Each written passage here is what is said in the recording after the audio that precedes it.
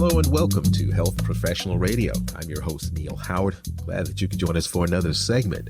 We're going to be speaking in this segment with returning guest Dr. Gregg Sylvester. He's joining us here to talk about the CDC Advisory Committee on Immunization Practices, or ACIP. They're currently reviewing enhanced influenza vaccines, or EIVs, which are shots recommended to best protect people 65 years of age and older who may be a bit more vulnerable. Welcome back, Gregg. Thanks for returning. Well, my pleasure. Thank you for having me back, Neil. Well, for those who may not be familiar with you as a contributor, give us a bit of your professional background, and then let's jump right into these enhanced influenza vaccines. Well, certainly. Well, thank you. So I'm actually a pediatrician and a preventive medicine physician by training, and I've been working here at Seqirus for about 5 years, and now have risen to the position of Chief Medical Officer. So I'm really excited about chatting with you today. Now, Seqirus is one of the world's largest flu vaccine providers. Is that correct?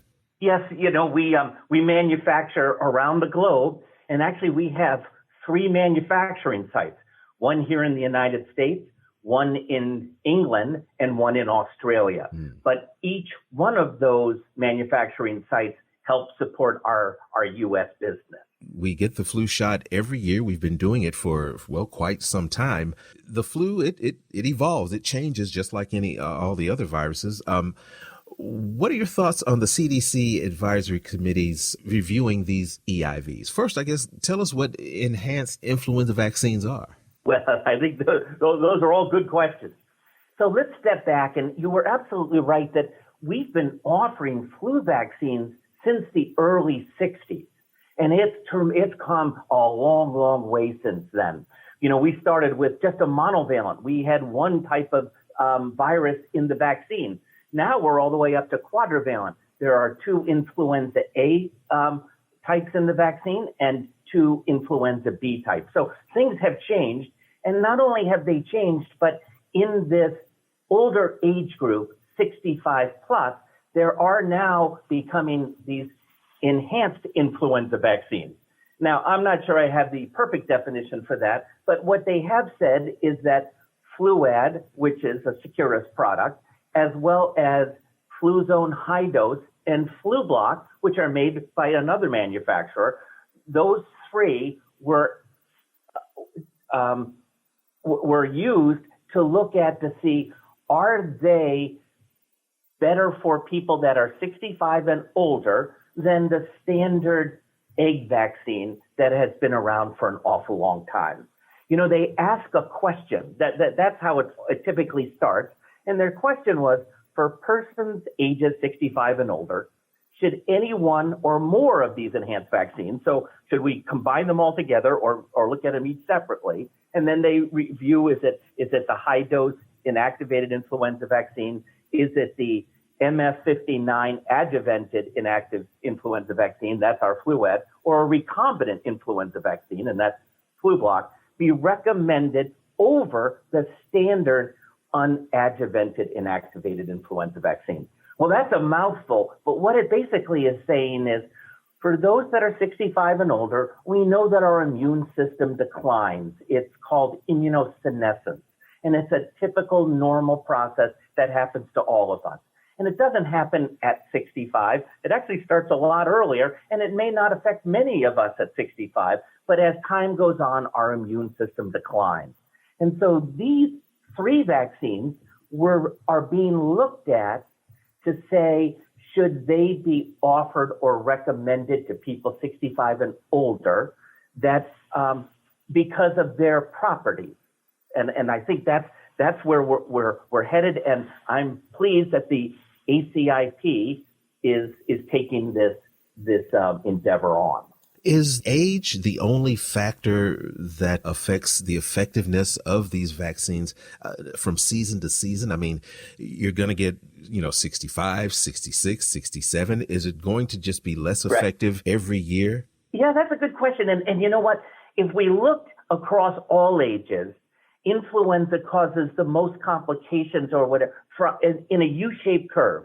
As a pediatrician, the very young infants and young children have a high rate of complications and disease due to influenza certain years.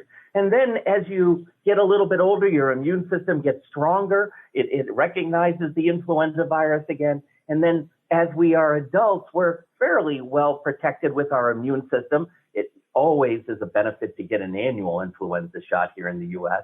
And then as we get older, 65, 70, 75, 80, then we see that an upswing again in disease as well as complications. So age is a factor, but there are other factors. If we have comorbid conditions, if we have heart disease, if we've got lung disease, if we have diabetes, if we are overweight or obese, all of those factors put us at risk for influenza complications. But that's just us.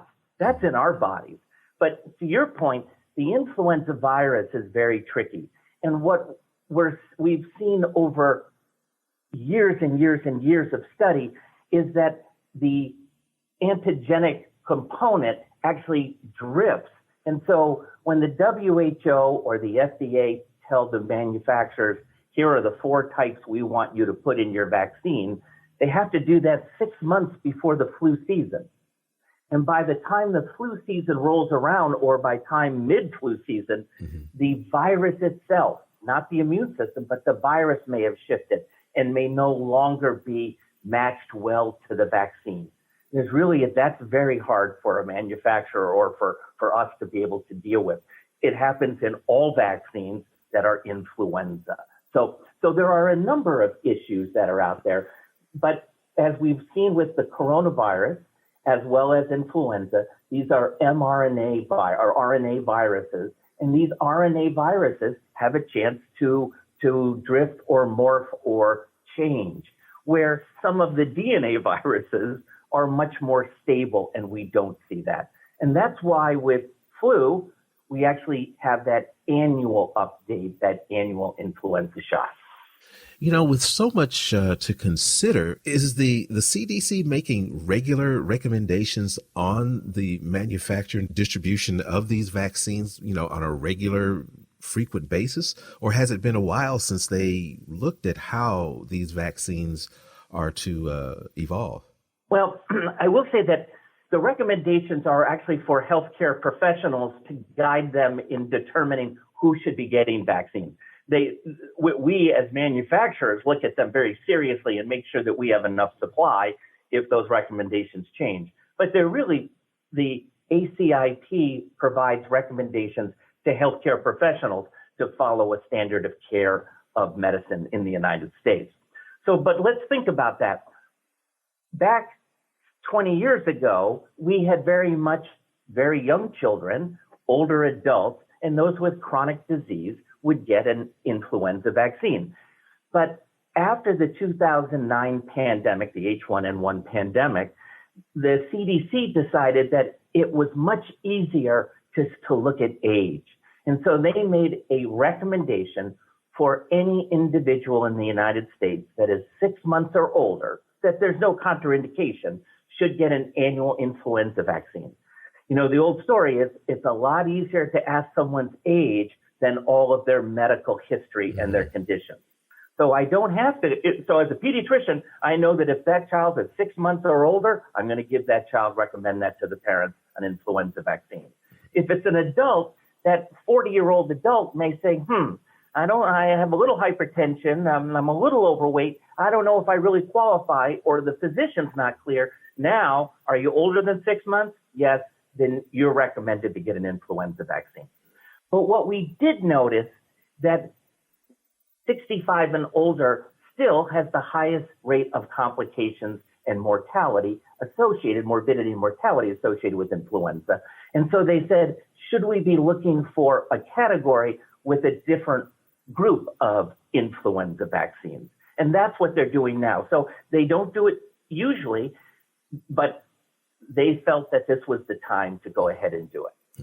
Well, Gregg, give us a website where we can learn more about Seqirus and maybe some more about this CDC review. Well, I think that the easiest one is our website, which is Seqirus, SEQIRUS.US.